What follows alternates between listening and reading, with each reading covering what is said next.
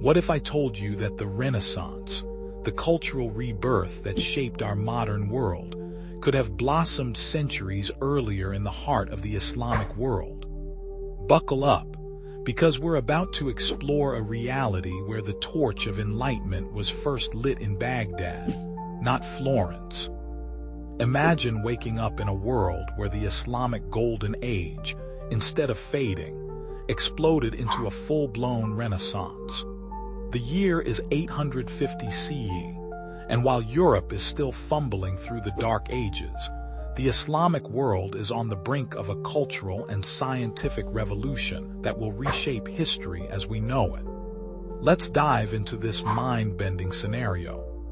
First, consider the obvious. Scientific and artistic advancements would have accelerated at a breakneck pace. The Islamic world, already a hotbed of innovation, would have supercharged its progress. Algebra, which was actually developed by Muslim scholars, might have evolved into calculus centuries before Newton and Leibniz. Imagine the implications for physics, astronomy, and engineering. But here's where it gets really interesting. Picture the skyline of medieval Paris or London, but instead of Gothic spires, you see the elegant domes and minarets of Islamic architecture.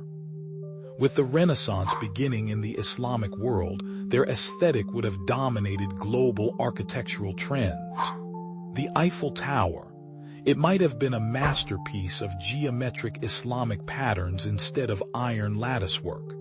Now, let's talk language. In our timeline, Latin was the language of scholars. But in this alternate reality, Arabic would have become the lingua franca of academia and commerce. Imagine Shakespeare penning Romeo and Juliet in flowing Arabic script, or Descartes philosophizing in the language of the Quran. How would this linguistic shift have altered the very way we think and express ideas? But wait, there's more. With this early Renaissance, Islamic nations would have had a significant head start in naval technology and navigation. Could this have led to earlier exploration and colonization of the Americas? Picture Christopher Columbus arriving in the New World, only to find thriving Islamic colonies already established.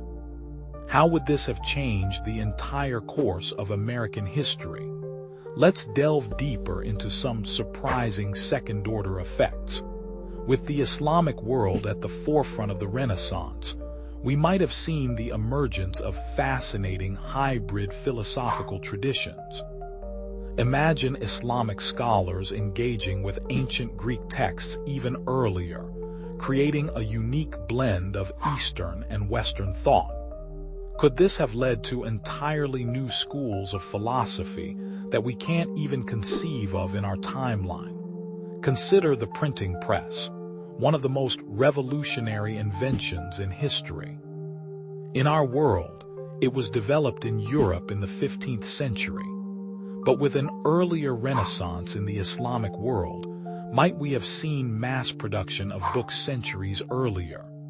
This could have democratized knowledge at an unprecedented rate, potentially advancing human progress across all fields by hundreds of years.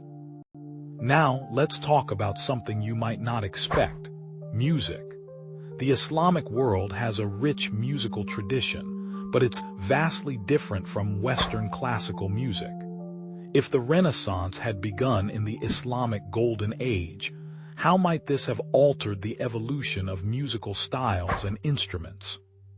Perhaps instead of Beethoven's symphonies, we'd be listening to complex, mathematically structured compositions that blend Islamic and European influences in ways we can hardly imagine. But it's not all positive. How might this shift have affected major historical events like the Crusades? With a more technologically and culturally advanced Islamic world, these conflicts might have played out very differently, potentially reshaping the religious landscape of Europe and beyond in unexpected ways. Let's not forget about the Industrial Revolution. In our timeline, it kicked off in Britain in the 18th century. But with an earlier Renaissance sparked in the Islamic world, might we have seen steam engines and factories emerging from Baghdad or Cairo centuries earlier? This could have dramatically altered the global balance of power, potentially leading to a world where the Middle East, not the West, dominated global politics and economics well into the modern era. And speaking of politics, how might this alternate Renaissance have influenced the development of modern political systems? The concepts of democracy and republicanism might have evolved differently, potentially blending Islamic principles of governance with Greek and Roman ideas in novel ways. Could this have led to political systems that look nothing like what we have today? As we wrap up this mind-bending journey, let's consider one final, tantalizing possibility. With an accelerated pace of scientific and cultural development, might humanity have reached our current level of technology centuries ago? Could we already be exploring the stars or developing artificial intelligence beyond our wildest dreams?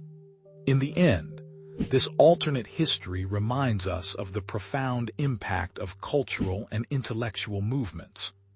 The Renaissance shaped our world in countless ways, and imagining it beginning elsewhere and earlier opens up a fascinating web of possibilities.